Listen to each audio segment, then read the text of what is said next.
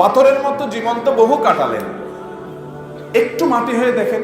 রাত 2টা-3টা পর্যন্ত পছন্দ দলের খেলা দেখে ফুর্তি করেছেন অনেক দিন। একটু কিছু কালের জন্য মাঝে মধ্যে একটু পরীক্ষা করে হলেও ভোর রাতে উঠে কনকনে শীত উপেক্ষা করে দাঁড়িয়ে লম্বা রুকু সিজদা দিয়ে তেলাওয়াত দিয়ে সালাত আদায় করে সিজদায় গিয়ে একটু চোখের পানি ফেলে আল্লাহর কাছে কেঁদে দেন।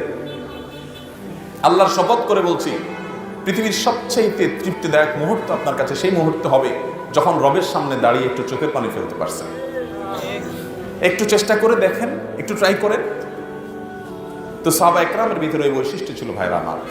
তারা রাত জেগে যে তাহাজ্জুদ পড়তেন, দিনভর যে সালাত আদায় করতেন, তাদের ইবাদত বন্দেগীর ছাপ, এটার আলামত, এটার আভা, এটার চিহ্ন তাদের চেহারার উপর ভেসে উঠত।